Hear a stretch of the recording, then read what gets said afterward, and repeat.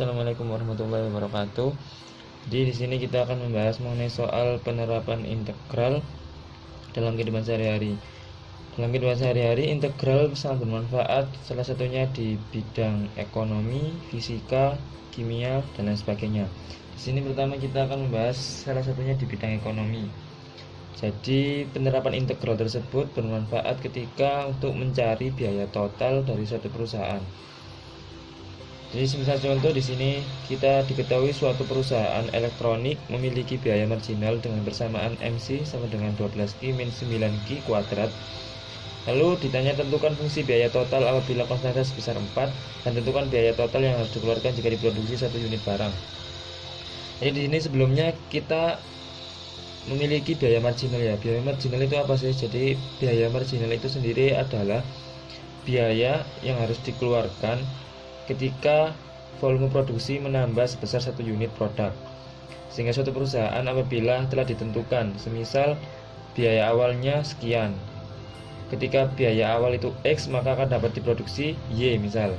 Ketika ternyata biaya produksi total produksinya bertambah menjadi Y plus 1, maka terdapat suatu penambahan biaya total. Nah, biaya penambahan setiap satu produk yang ditambah itu dinamakan biaya marginal. Dalam permasalahan ini, untuk menjawabnya maka pertama kita tulis terlebih dahulu diketahui. Di sini kita diketahui persamaan MC atau marginal cost sama dengan 12Q min 9Q kuadrat. Untuk mencari total biaya total atau total cost, maka digunakan sifat integral, yaitu integral dari MC dQ, dengan Q adalah jumlah barang, sehingga kita peroleh sebagai berikut.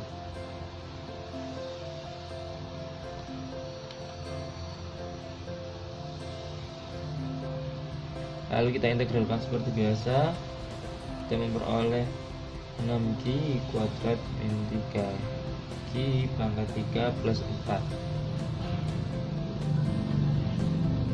Ini plus C terlebih dahulu, plus C. Terus lalu di sini kita punya tentukan fungsi biaya total apabila konstanta sebesar 4. Karena konstantanya 4 berarti nilai C ini 4, sehingga kita punya DC sama dengan plus 4. Lalu pertanyaan kedua, tentukan biaya total yang harus dikeluarkan jika diproduksi 1 unit barang. Maka saat Q sama dengan 1, berapa TC-nya? Berarti ketika Q sama dengan 1, maka TC sama dengan 6 kali 1 kuadrat dikurangi 3 1,3 plus 4. 6 dikurangi 3 ditambah 4 sama dengan 7. Oke, berarti total cost yang harus dikeluarkan ketika memproduksi satu barang itu 7. Karena di sini satuannya ratusan ribu, berarti di sini hasilnya adalah 700.000.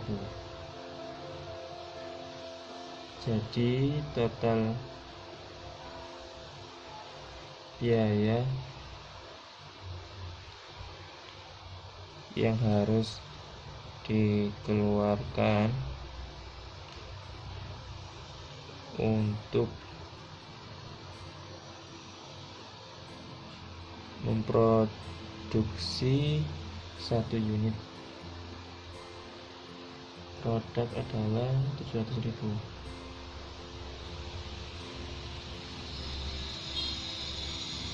Oke, kita akan lanjut next. Oke, lanjut soal yang kedua. Diketahui persamaan MC atau marginal cost merupakan turunan dari total cost terhadap DQ atau jumlah barang, dengan MC itu sendiri sama dengan 12X kuadrat min 6X. Apabila suatu perusahaan memproduksi 2 unit barang, maka total biayanya adalah 4 dengan satuan jutaan. Tentukan fungsi total biayanya.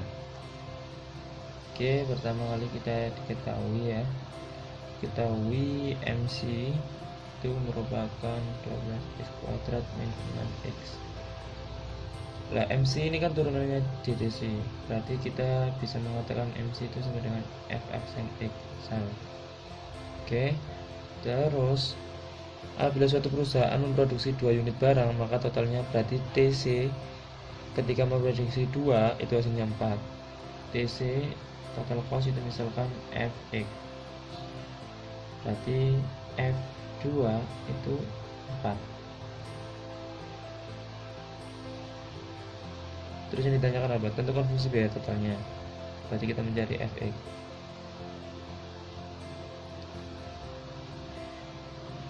Oke, tadi kita jawab. Pertama kali kita akan mencari terlebih dahulu dengan cara mengintegralkan MC ini teman-teman.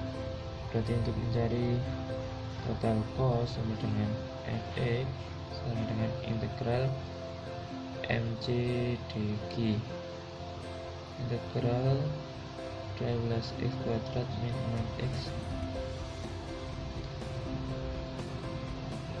Maaf, karena ini dx berarti kita misalkan ini x, berarti terhadap x ya. Nah kayak gini. Nah oke, kita integralkan sehingga kita punya 4x pangkat 3 min 3x kuadrat plus c. Oke, karena di sini konstanta, untuk mencari konstanta kita menggunakan apa yang telah kita ketahui sebelumnya. Karena sebelumnya F2 sama dengan 4, maka bisa kita cari nilai C dengan menggunakan F2 sama dengan 4 ini. Berarti kan F2 sama dengan, kita substitusikan F2 ini 4 kali 2 pangkat 3 min 3 kali 2 kuadrat ditambah C. F2 nya ini 4 sama dengan 8 kali 4 32, 9 kali 3 min 2 banget 24 kali 3 12 ditambah C, sehingga diperoleh 32 kurangi 12 20 plus C. C nya sama dengan min 16. Karena C nya min 16, maka kita memperoleh Fx sama dengan 4x pangkat 3 dan 3x kuadrat min C nya kan 16, min 16.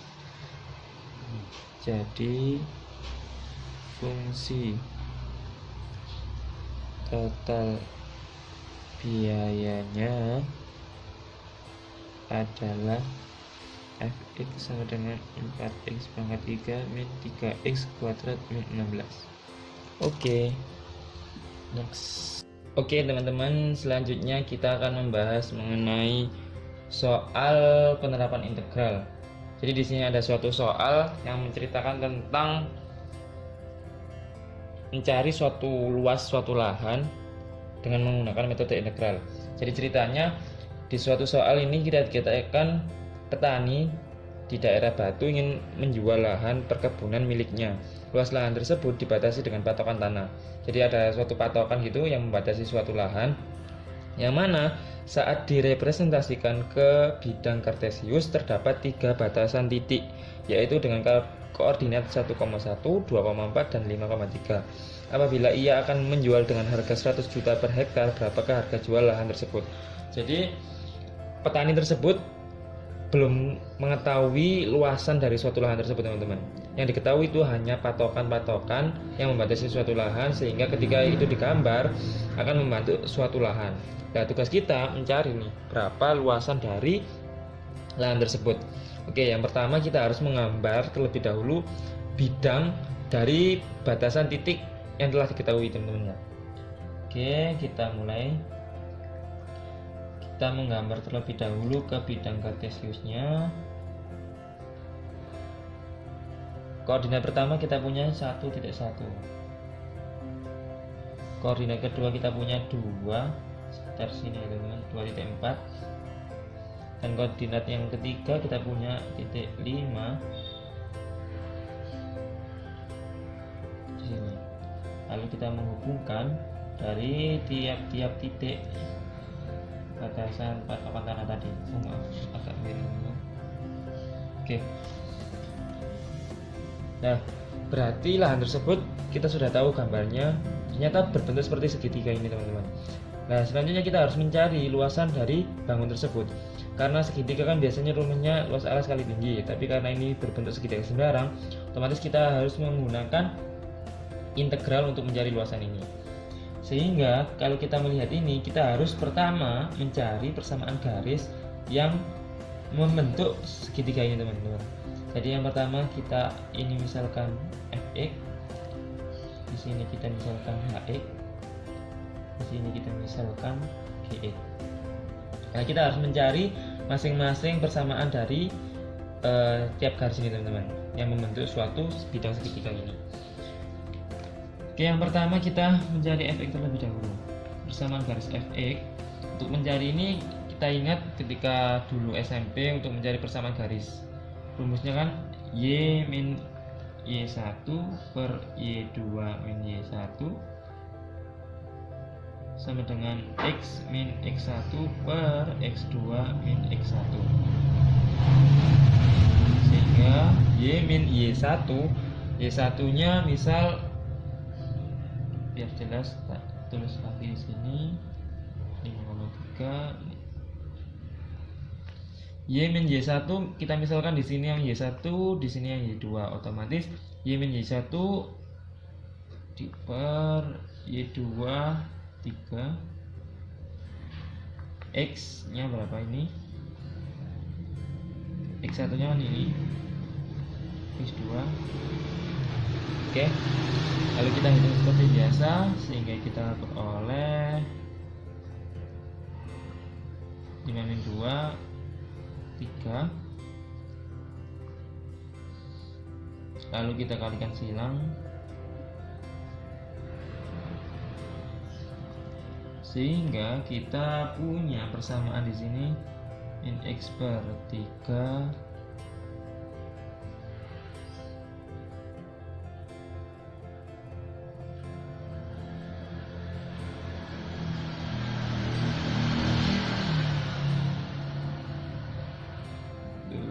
sebentar.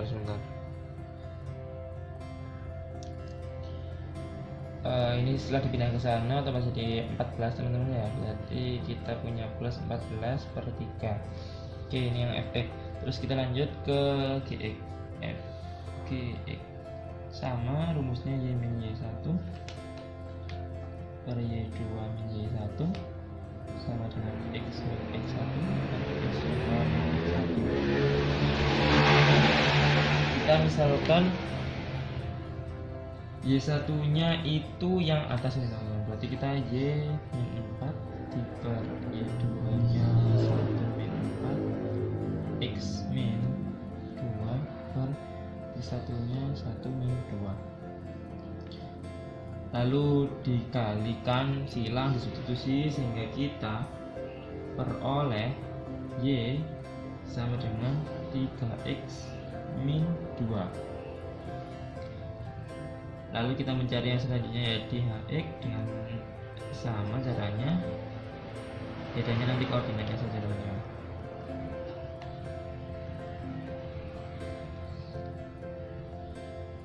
Hx kita ambil misalkan 5,3 sebagai koordinat 1, berarti y1 nya kita punya 3, y2 nya kita punya 1, x1 nya kita punya 5, x2 nya kita punya 1, dikalikan silang dan disubstitusi sehingga diperoleh y sama dengan setengah x plus 1. Nanti prosesnya teman-teman kalau kasih sendiri lancar, sudah bisa ya.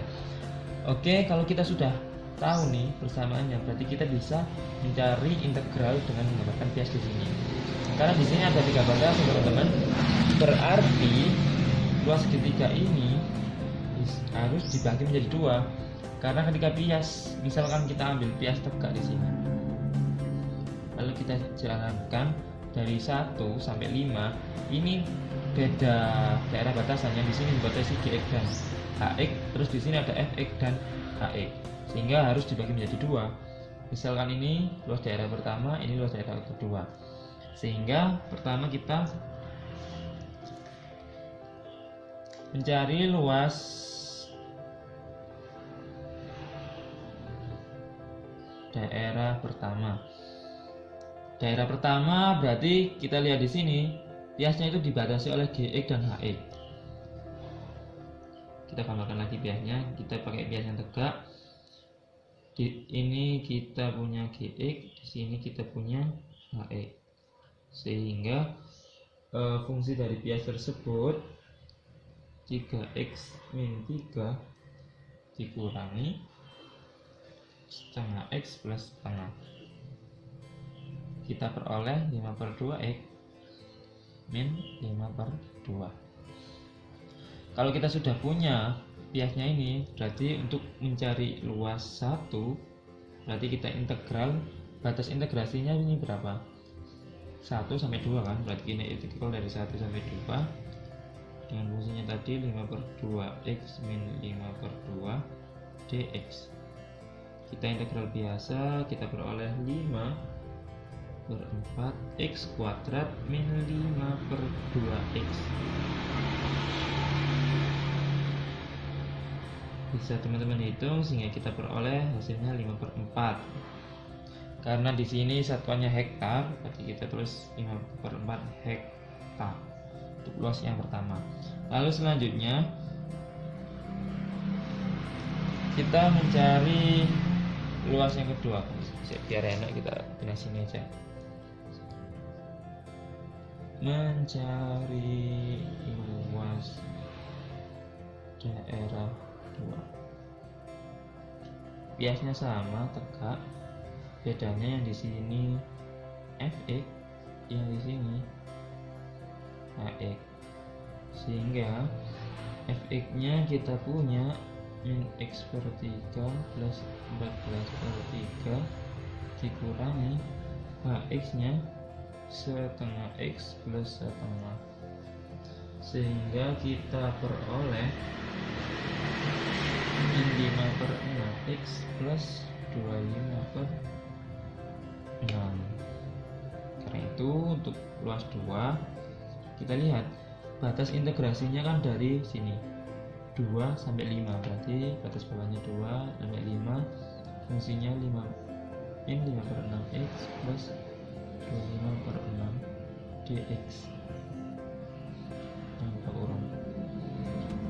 Kita integralkan seperti biasa, kita peroleh min 5/6 berarti 12x kuadrat ditambah 25/6x 25, sehingga diperoleh hasilnya 15/4 hektar. Untuk mencari luas total, maka kita tahu luas 1 ditambah luas 2. Luas 1 tadi 5/4, luas 2 15/4, sehingga kita peroleh 20/4. Maka luas totalnya adalah 5 hektar.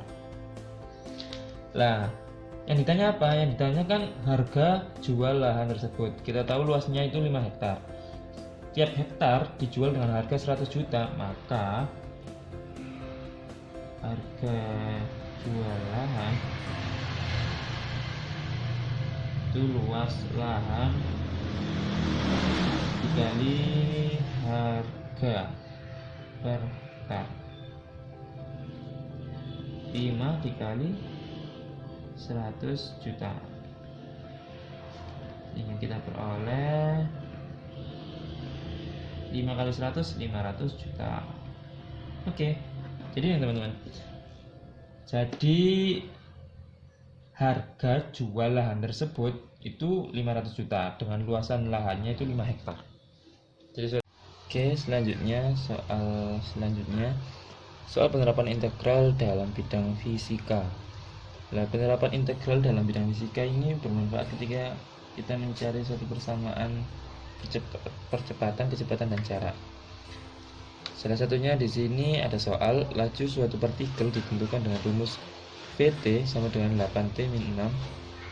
Jika pada saat 3 detik partikel itu menempuh jarak 28 meter, maka tentukan jarak setelah 8 detik. Oke, pertama kita diketahui di sini kita punya persamaan Vt.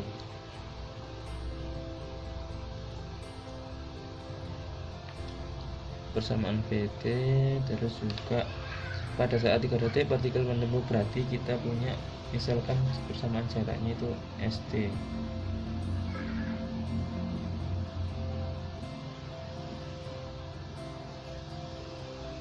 Nah, saat 3 detik itu jaraknya 28 meter.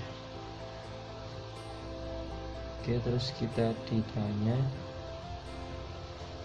maka tentukan jarak setelah 8 detik. Berarti kita mencari S8.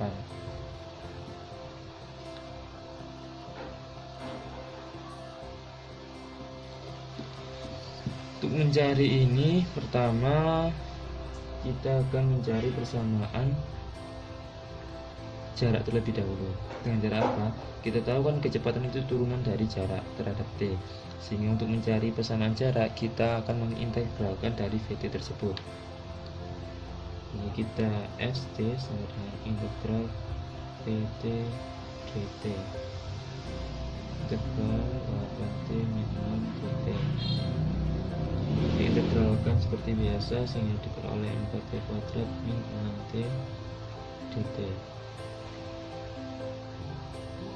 Nanti dt ini sudah hilang, plus c gitu ya. Integral 8T min 6 berarti kan 4T kuadrat min 6T plus c. Lalu di sini untuk mencari nilai c,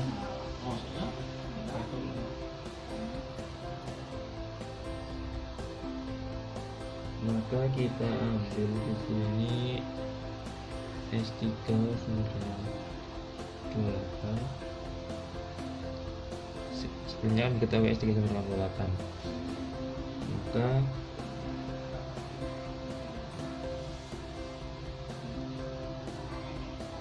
empat T nya kita substitusikan 3 plus C.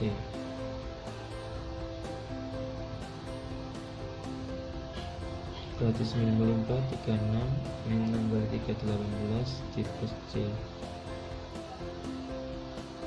sama dengan 18 plus C. Sini kita peroleh C sama dengan 88, 10. Oke, berarti C nya sudah masuk, sehingga kita memperoleh persamaan ST sama dengan 4T kuadrat min 6T plus 10. Sekarang kita mencari S8. Langsung saja, berarti kita substitusikan T nya sama dengan 8.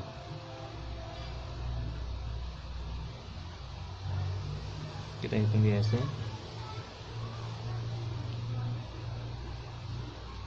8 kuadrat 64, 4 kali 64 min 6 kali 8 48 ditambah 10.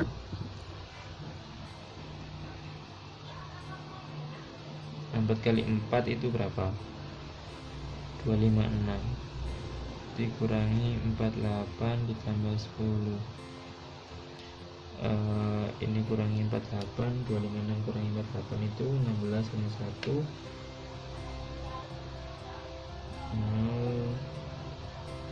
208 ditambah 10 sehingga hasilnya 218 meter.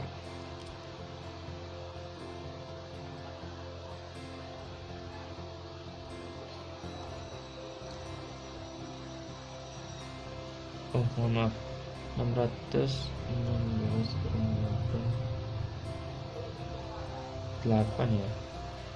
16 kurang 8 ini berapa? 4 kurang 4 0. Oke, ini hasilnya. Jadi jarak setelah 8 detik itu 215.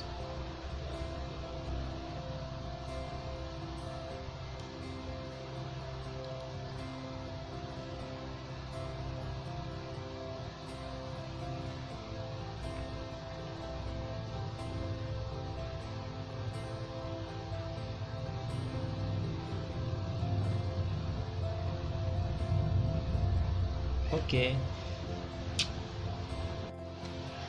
selanjutnya di soal kelima kita punya percepatan gerak suatu benda ditentukan dengan rumus AT sama dengan 24T min 6.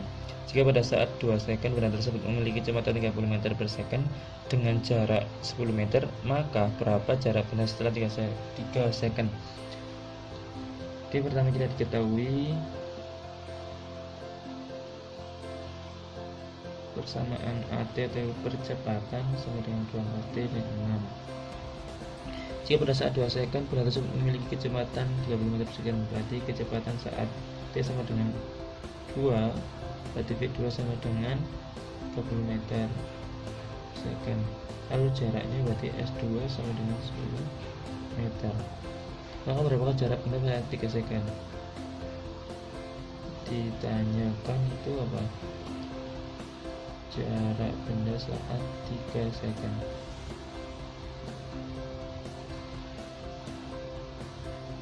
Oke, kita jawab.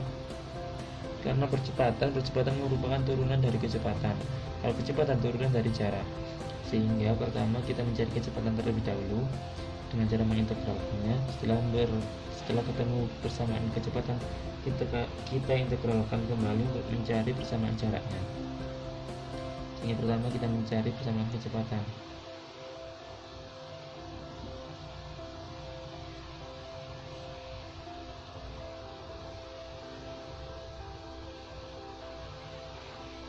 Kita integralkan seperti biasa, berarti 24 per 2 12T kuadrat min 6T plus C, jangan lupa. Untuk mencari nilai C, kita gunakan modal yang sudah diketahui sebelumnya. Untuk T sama dengan 2, maka V2 sama dengan 12 min 6 kali 2 ditambah C. V2 nya ini kan 30, 4 kali 12 48 dikurangi 12 ditambah C, sehingga kita peroleh C sama dengan min 6, sehingga hasil VT sama dengan 12T kuadrat min 6T dengan C min 6. Oke, kita ketemu VT nya. Sekarang selanjutnya untuk mencari persamaan jarak. Kita tahu persamaan jarak diperoleh dari integral dari persamaan kecepatan, sehingga ST sama dengan integral VT dt. VT nya kita punya 12T kuadrat min 6T min 6 dt. Kita integralkan seperti biasa, kita peroleh 4T pangkat 3 min 6 bagi 2 3T kuadrat min 6T plus C.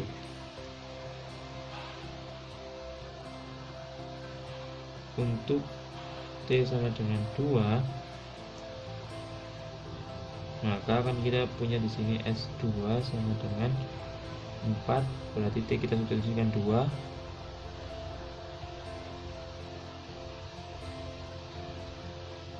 S2 nya itu 10. Maka di sini 32 min 4 kali 3 12 min 12 plus C, sehingga peroleh setelah kita hitung C nya itu 12, sehingga ST sama dengan 4T pangkat 3 min 3T kuadrat min 6T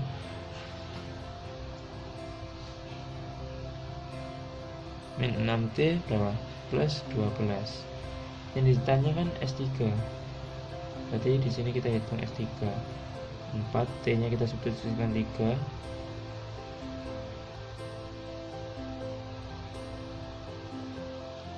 dihitung. Setelah kita hitung, kita peroleh S3 75 meter. Jadi